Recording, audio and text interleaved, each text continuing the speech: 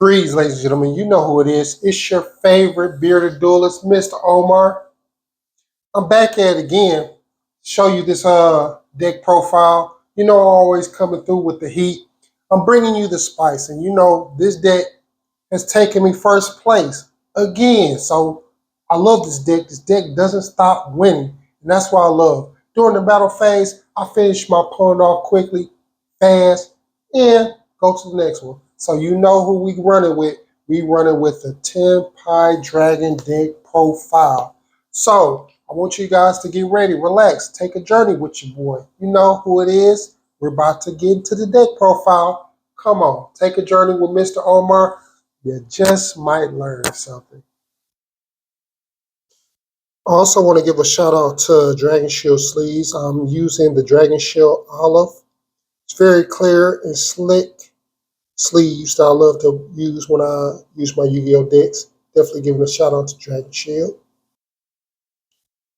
Yes, indeed. 3 Padra, 3 Phaedra, 3 Tundra. Need I say more? The core of the deck. 3 copies of Cashier Fenrir are removal and banish your face down to move pesky monsters off the field and face-up cards. And Trap City, we got not 1, not 2, but 3 copies of Ghost Bell and Snow Rabbit. 3 copies of Ash Blossom, Joyous Spring. And 2 copies of Effect Veiler to balance out our Hand Trap City. The Spell Engine, 3 copies of Sangane Summoning. Yes, sir. 3 copies of Sangin Kamen, our OT Care, never breaking the battle phase. The 1 Terraforming, can't go wrong. Search out our field spell. 2 copies of Regeki, 1 Lightning Storm, and 1 Feather Duster. To add balance to the deck, we run 2 copies of Forbidden Droplets and 2 Triple Tactics Talons to balance out the Hand Trap City. To balance out our draw speed, 2 Pots of Prosperity and 1 Call by the Grave. And to balance out, we not got 1, not 2, but 3 Solemn Strikes for all our negating and destruction needs. Our synchros, Tenpai Trident Dragon, and 3 copies of Tenpai Biting Dragon. And now we're balancing off our synchro selection, Shooting Roger Dragon, Crystal Wing Synchro Dragon, Black Rose Dragon, and Ancient Fairy Dragon. And we're continuing with the Striker Dragon, Heretic Seals, SP Low Knight, IP Masquerena, and a hint of Chimera. Yes, sir. You can't forget Solomon Great Raging Phoenix. And we can't forget Striker Dragon, Heretic Seals, SP Little Knight, IP Masquerena, Hit Chimera, and Solomon Great Raging Phoenix. Now, with that being said, that concludes the video. This is the Tenpai Dragons. My second time taking this deck first place, which is a beautiful thing. The capabilities of this deck to 1 turn kill your opponent, never breaking the battle phase. The quick synchroing of this deck is very explosive. Might I add, a lot of times my opponent couldn't figure me out, especially in battle with the deck and chaining the quick play Sangin Kamen. I kind of predict that card being limited in this deck because it's a very unfair advantage when your opponent can't stop you during the battle phase.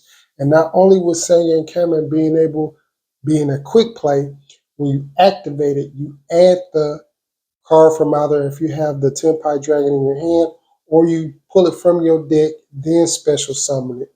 So with the plays of Chandra or Phaedra, you just go grab it or you go special summon another one from the deck. So you get on the radar of Ash Blossom and Ghost Ogre because you really just bringing out the card. So with that being said, like, share, subscribe. I appreciate you guys for tuning in, watching me take this deck to higher heights. Within 3 weeks, I went to a local went first place with the first time. The second time I went 2-2. And then the third time I went undefeated again. So my matchups, I want to let you know, were Voiceless Voice, Beat It, U-Bill. Now, for all you U-Bill players, I've been test playing, I've been doing my research on your deck, and I know how to defeat it now. So with the help of my side deck, I definitely drove Lockbird, stop you from adding all that stuff to your hand. Easy peasy. Ash Blossom, when they bring out the Summer Lotus, just ash it. They can't do nothing. Automatic in their turn. Because that deck, out of all the decks in the tournament that I went against, that deck definitely gave me a problem. This time I didn't 2-0 the deck. I lost one my first round, then won the other two. So it was definitely a very hard thing to do. On top of that, just my other opponents, it really wasn't too much that I can really go through. Like I said, I went against two Voices Voice, went against you, Bill. Hey, I did my thing. And another deck that almost got me was Centurion. Now, with that deck, it's pretty explosive. I like that it's able to synchro off. And once again, with Hand Trap City being able to hand trap and Ghost Ogre, those effects definitely was beneficial to me. And on top of that, just using the side deck all around. So I have to say the Nib, the Droll Lockbird, and the Dimensional Fisher definitely helped me siding in cards. So basically what I did when I sided out my cards, I took out the Solemn Judgments, or the Solemn Strikes. Took those out, put in 3 Dimensional Shifter. Just stopping my opponent from using the graveyard because we're in a graveyard effect.